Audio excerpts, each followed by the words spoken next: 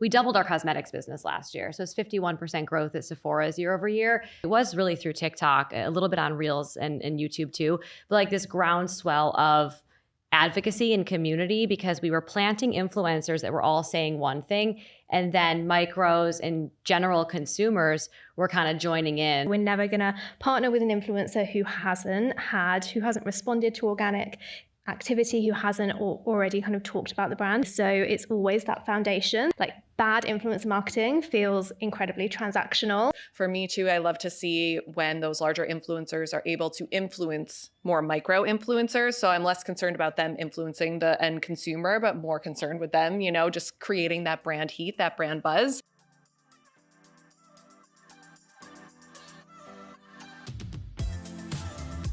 Have you ever wondered why some brands grow exponentially, building legions of passionate fans that live and die by their logos, and some, well, don't?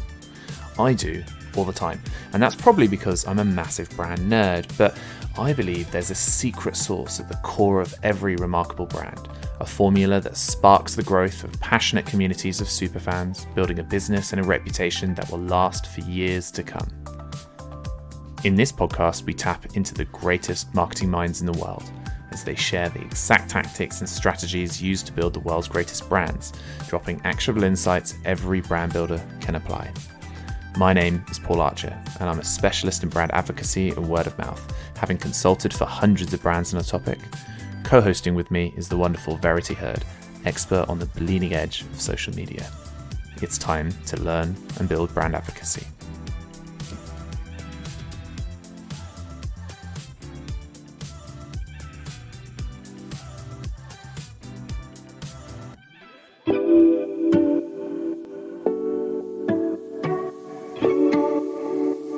For this, we have empowering superfans, cultivating community for social commerce impact.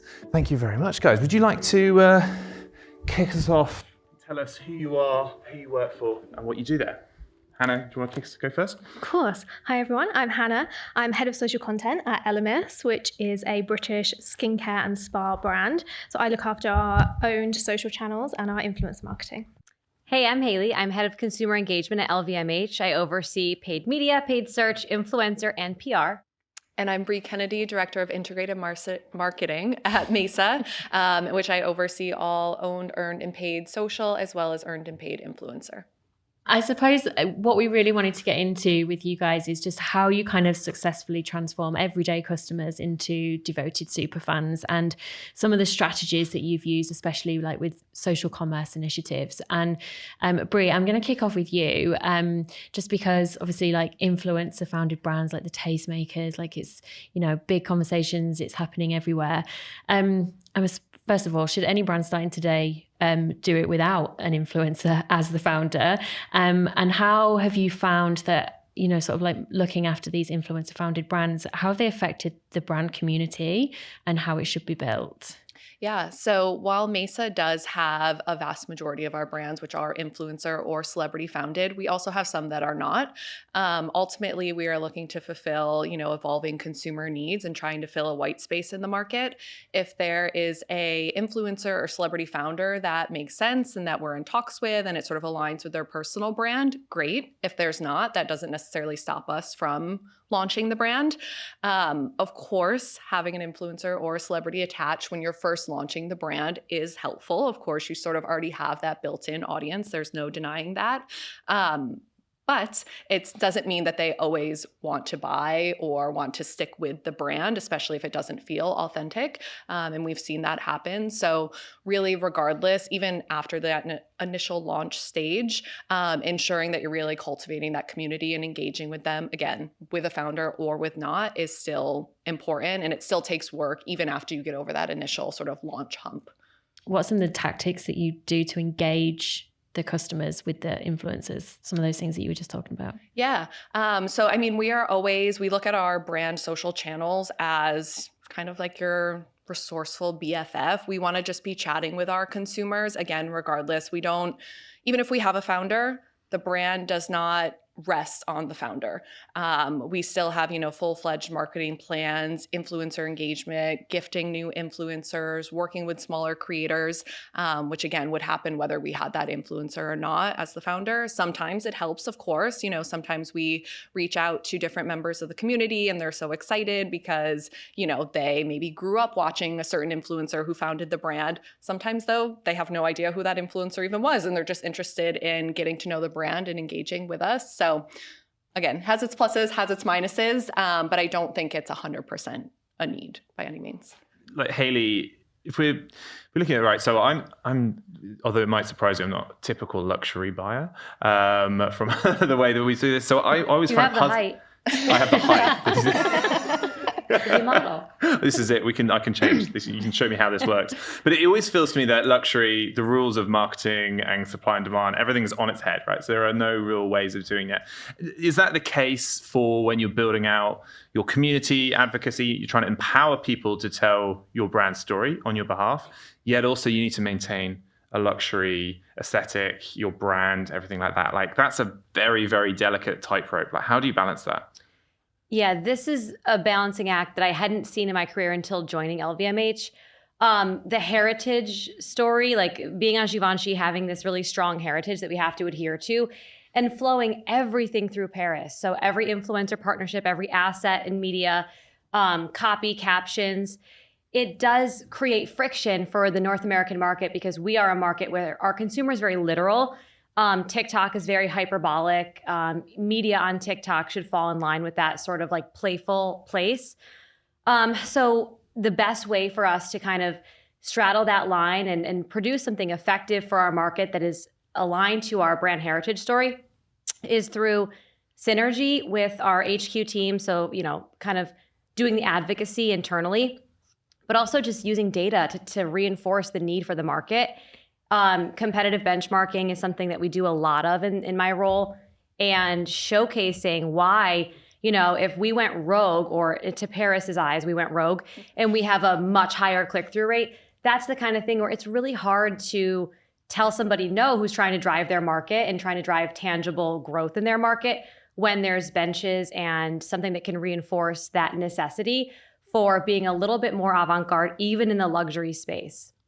And when you're sort of trying to select people to work with, does that just mean the bar is higher or is it just different? Like when you're looking at creators, for example, are you finding those that clearly look like they could afford it, not necessarily those that hit a brand aesthetic? Is it about income as well as the way that they look? Because mostly people are curating creators, hard two words to say together, based on their aesthetics alone. But are there multiple dimensions that you've got to look at? Yeah, it's different for my brand. We have a powder. Well, I was going to say product, but there's spoiler alert. We have a loose powder that it went viral last year, and it's a $60 loose powder. So for everybody in the room who's a beauty junkie, that's a very high price point for a loose powder. But the dichotomy is we're seeing, we always household income target, or for my agencies back here, they're like, no, you don't. They're like half the time. No, we do a lot of targeting because we are LVMH and we do have a prestige price point. But what we saw with the virality of this powder on TikTok last year is that women and men that couldn't even maybe on the nose afford something like this, or they haven't shopped this kind of product before, are purchasing and converting because it has a really big point of difference that we've also reinforced. So my brand personally is in a context where, yeah, we are seeing things that are atypical, that are an anomaly. So your media has to be really responsive and just kind of remain nimble. But at LVMH in general, the partnerships, like, again, we want to speak to a North American consumer. And something I like about LVMH right now that I've noticed across the different like large conversations that we've been having is it's an organization that really wants to produce longevity of consumer. So like Tiffany is advertising on Snapchat. Do you think these kids are like, oh, I'm going to go home and play video games and then buy a diamond? Like, it's not what's happening, but they are playing a long game for a sustained growth of acquiring a new consumer and producing desirability for a new consumer. So that's why the advertising in North America across these many different, platforms, the LVMH brands are doing a really good job straddling that line and remaining true to a North American perspective and a totally new consumer, because the future is a very big generational gap that we're seeing with Gen Z having very different responses, different types of content, different motivators. They're a more conscientious consumer. So yeah, I guess short answer is the landscape is definitely dichotomous in this luxury space, but there is a really interesting path forward for some of the heritage brands. Hannah, when it comes to influencer activities, how are you balancing between the paid and the organic activities between them? Yeah, so I think we really take the stance that it's super important that both organic and paid influencer relationships and activities work really hand in hand. So for us, that looks like working in complete collaboration with our PR side of the team. It's always the basis for all of our paid activations. So we're never going to partner with an influencer who hasn't responded to organic activity, who hasn't already kind of talked about the brand, who's been, has that organic advocacy. So it's always that foundation. So we use organic, all of those activations like, mailers, events, that kind of thing as a little bit of a testing space for any future potential partners that we are looking to. So we might have, seen someone who we think has great potential, but they haven't ever talked about us before. So we really make sure that they get into that gifting and organic engagement program, because I think that otherwise, the bad influencer marketing feels incredibly transactional. And so if you really put that kind of PR philosophy and foundation to all of the activity that you're doing, you're just really bringing that oxytocin inducing trust that comes that we know is so important. So I think that they have to work hand in hand, whatever that looks like for your business, whether it's it being integrated into one team or just two teams working collaboratively. How are you testing to find out that they are genuine fans? Are you looking for them in certain places? Are you giving them a little LMS test? What's the bar that they have to cross? That they are producing the kind of content that we think our product and our brand messaging could kind of fit seamlessly into. So when it is a lot of manual, lots of different team members kind of having their opinions and pulling them into a potential list. And then we obviously look at their existing content. Have they actually ever mentioned us before? If not, then they do kind of fall into that organic engagement bucket before they can kind of go into the paid space. And have you got any examples of where those two activities, the paid and the organic, have really complemented each other to grow the brand presence? Yeah, I would say that pretty much all of our activity is that, because we do take that stance. So it's everything from, on a product level, we've really pivoted recently into focusing in on our hero products. So we know that works incredibly well from a paid perspective. We have one particular product, our Pro Collagen Cleansing Balm, which is really efficacious and it removes makeup in a really kind of compelling visual way, and it smells incredible. It's the best product. You should try it. It is the best product. The best. And so we've seen how strongly that content resonates on social in our paid influencer partnerships. The EMV, the return from a conversation, so an earned media perspective, and then also conversion to actual revenue was always so much higher than when we were talking about any other product. So we have ensured now that that we have really regular gifting of that product. So making sure that organic gifting is going to seed into our paid. Just a quick one on that. You mentioned sort of EMV. Is that something which you use internally within your team to report on it, or actually is it accepted wider in the organization? Because that's often a problem that a lot of people get. It's EMV, great, we're measuring it, but people are I'm not going to measure that, not going to pay attention. So when you talk to the CFO, for example, how are you finding that's been adopted, and if it is working, why do you think it is working?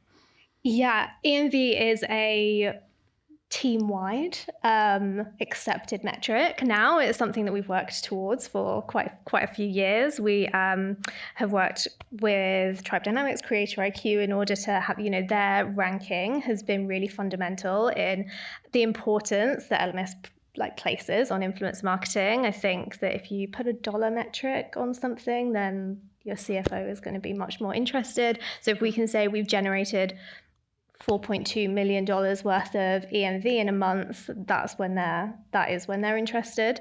And we have also done lots of background work as to how that EMV correlates to other harder metrics, traffic, revenue, growth, that kind of thing. Is there a lag? So like high EMV, then how long? 1 month, 2 months? It's a little bit longer term, probably like 6 months to a year. We're kind of seeing a good correlation. Really? Oh, that's quite cool. Our year-on-year growth is pretty. It's quite consistent in that. Are you guys similar on EMV, a bit earlier, a bit more advanced? I would say a bit earlier from a Maesa perspective. We really, I would say in the last year, have been focusing in on EMV as a key metric and really trying to rise in those ranks. And so I do agree with the timing that Hannah was saying of like, we're not necessarily seeing as we're growing in the EMV ranks right now that that's affecting sales. But obviously the ultimate goal is that, long term, that yes, we start to build that buzz. And as we grow there, we grow in sales as well. Nice. Is it the same for you guys at LVMH? Yeah, I mean, I've been using Tribe since 2016. So I was like, last month, I'm like, no, I've been using this. Yeah. EMV at L'Oreal, I started my career at L'Oreal and it was the bench. I mean, I think it's very industry. I think EMV is very beauty and fashion brand specific.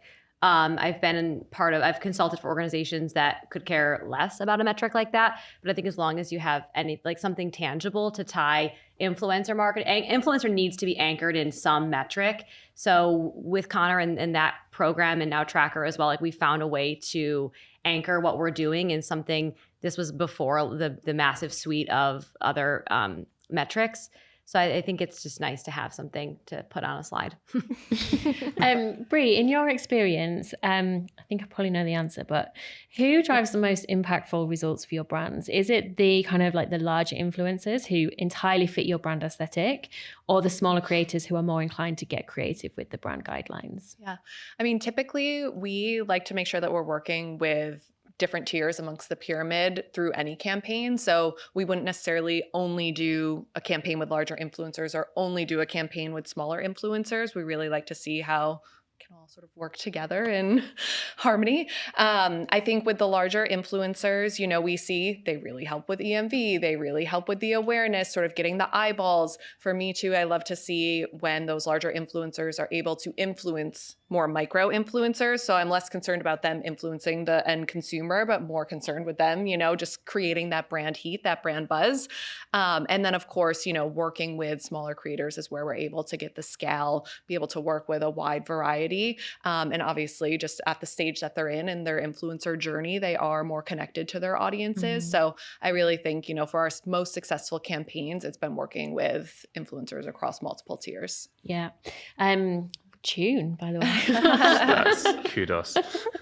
In terms of some of the, we talked earlier about testing and, obviously experimenting. What are some of have you done any experiments and what have you tested, especially with sort of like content that has helped you learn all of that stuff? Yeah.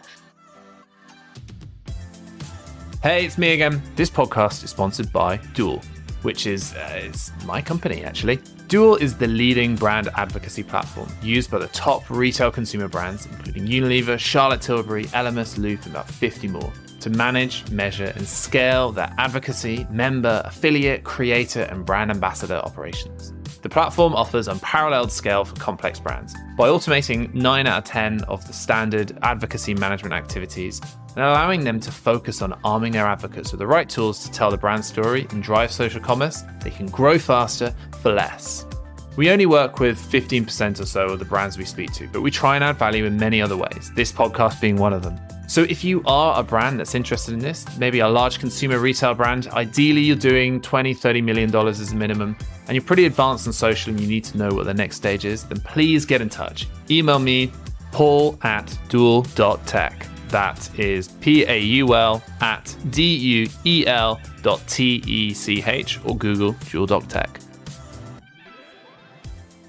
So I think, when we really started putting a focus on influencer marketing, and there's multiple different players and departments involved, everyone sort of wants an in on like what the briefing is, making sure it's perfect, making sure all the product info is correct. At this stage though, and because, we've been able to test with that and then get a little bit more loose, Honestly, my preference is to tell the creator, look, I'm trying to, drive engagement, or I'm trying to drive sales. Here's the product. Here's a line or two on it. Please go create something. Sometimes it works. Sometimes it doesn't. I actually find that some creators aren't there yet with being able to produce back. They're like, no, tell me what to do, but I don't want to tell you what to do because I don't want it to sound robotic and like it came from me. But we've been having a lot of fun of playing with, not only beauty influencers, but also just some trending creators. We did a video recently with Risa Tisa, who obviously got big with her Who Did I Marry series. And so just being able to work, with someone like her and play around with I don't expect you to go up there and teach someone something brand new about hair, but start to figure out, how the brand can integrate with your everyday life. So.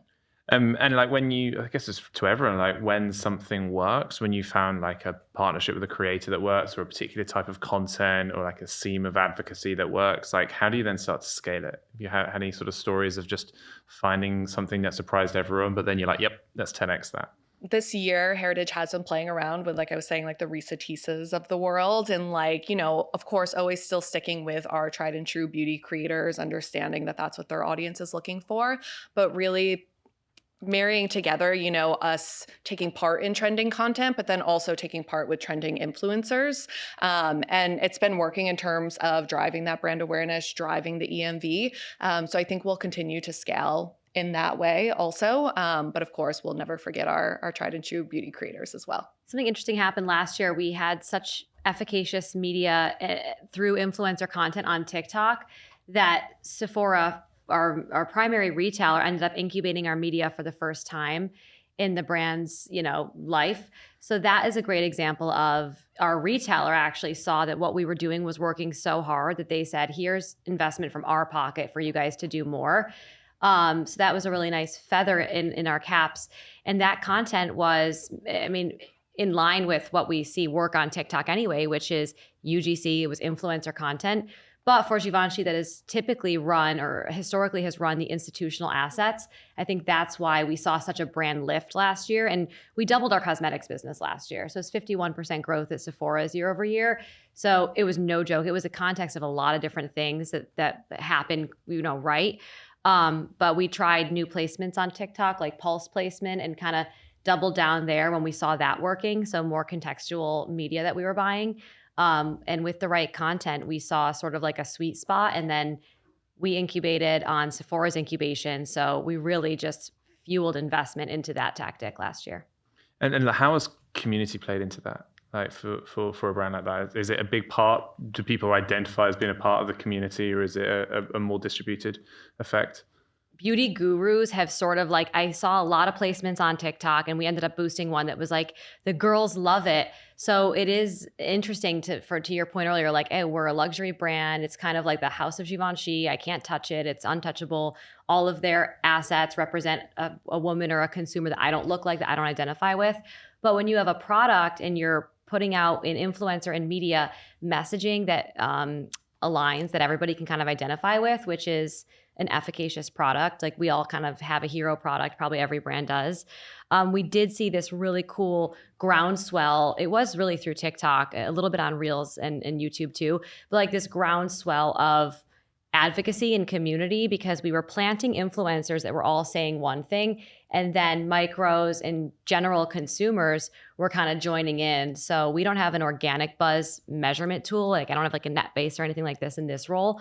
But what we just saw from our TikTok reps and what was indicated by our brand health was that the community mobilized around something that we orchestrated, and kind of were able to just at a certain point watch it all happen and watch the money roll in.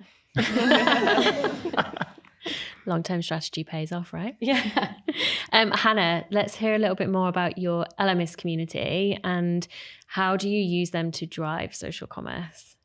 Yeah, so we have a very passionate community. We are a British brand. We've been around for over 30 years. And I would say when I started at ELEMIS about 10 years ago, one of the things everyone would say to me was oh, my mum uses that. Now we're very much more I use that, which is fantastic. We love mums, obviously, and still want them as a key part of our community. But we've experienced like massive community growth.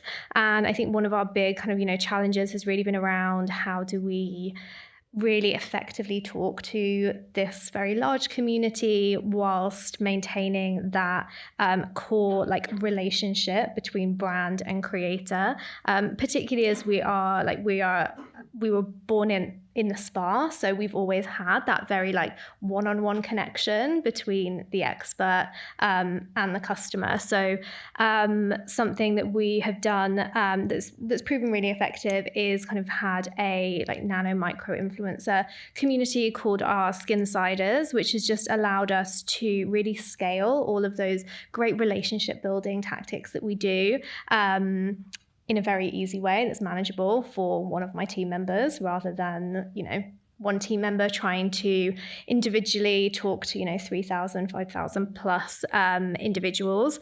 And we can really use that community to tap into, we can encourage them to create really trend-driven content that maybe doesn't fit for us as a brand to put on our own channels. But, for them, it can really create some fantastic, engaging, compelling content. And then that's also really the area where we're massively seeing that kind of impact on our like conversion metrics. It's really that much more micro influencer community that is driving. We were experiencing a lot of just, testing and learning with powerhouse influencers. Some would convert incredibly well and some would just fall flat completely. But this, as this kind of always on piece for our community, has really ensured that we're kind of consistently having that success for our website, which is fantastic. How's like the difference between, and in terms of practically as well, the difference between having an always on approach to this, because conventional influencer marketing is campaign led, and it has been, and it still is in most cases. If you were to look at the majority of the budget that's going towards it, what you're running is more campaign, which is more community and always on. Like, what's the difference? What is the difference in tactics that you employ? Yeah, it means that I think it works particularly well for, beauty and skincare, which is a part of someone's everyday life. And you can have that like repeated, like on a product level, people are using that product multiple times a week. So being much more kind of always on and really having that as a focus as kind of in that product level, as well as like brand, really just means that we are having that kind of increased frequency, and that increased frequency of posting from these individual creators means that we are, appearing in their communities' mindsets more and more often, which we know leads to compounded benefits from all levels, engagement and conversion. Is it in the PR team, community team? In the social team.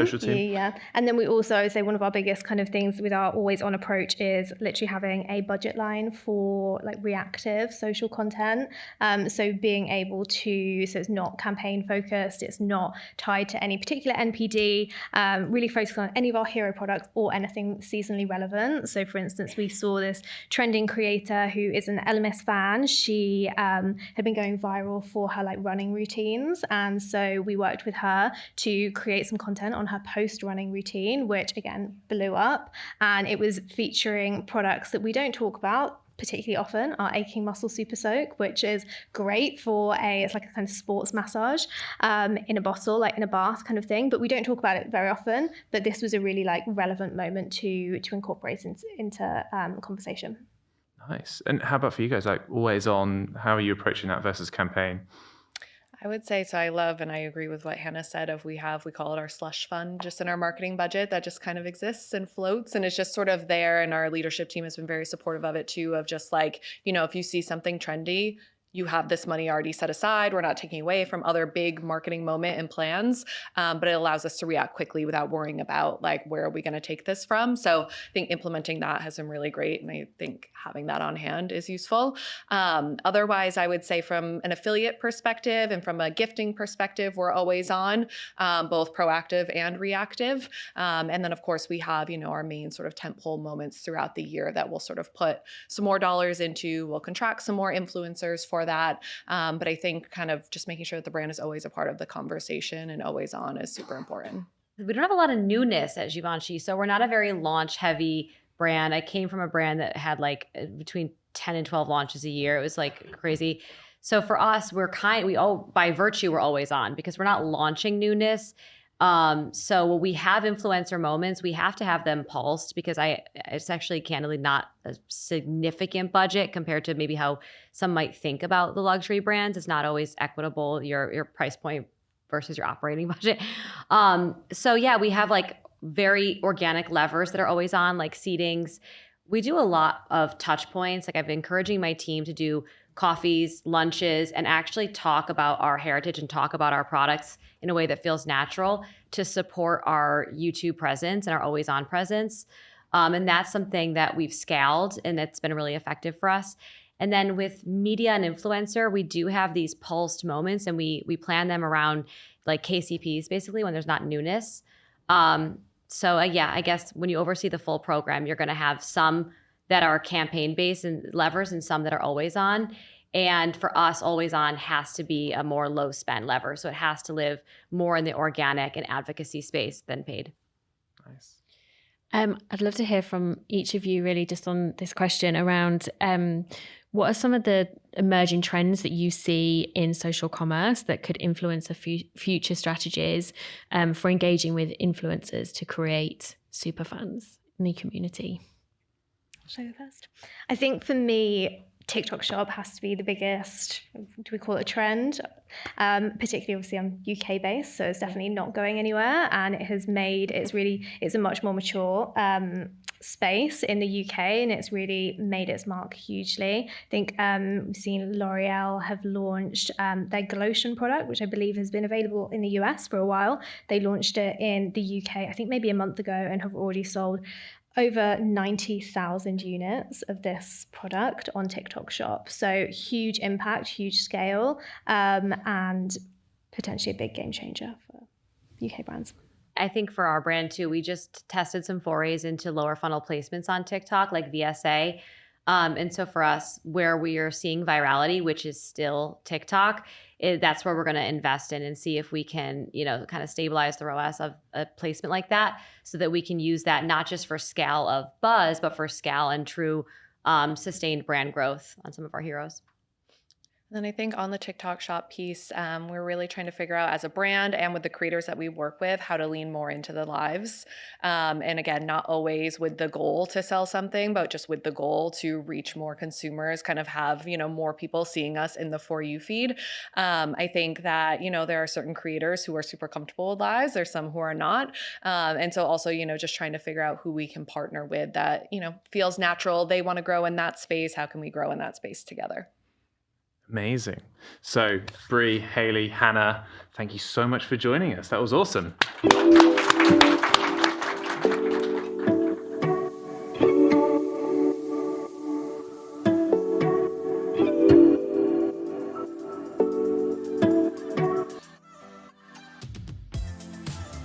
That was another episode of Building Brand Advocacy, the world's top brand building podcast. To find out more about building brand advocacy and how this podcast is part of a bigger plan for our brand building cookbook, then make sure to search for Building Brand Advocacy in Apple Podcasts, Spotify, Google Podcasts, or anywhere else that podcasts are found, and make sure that you click subscribe so you don't miss any future episodes. Thanks to Duel for sponsoring. To find out more, go to www.duel.tech, that's duel.tech. And on behalf of the team here at Building Brand Advocacy, thanks for listening.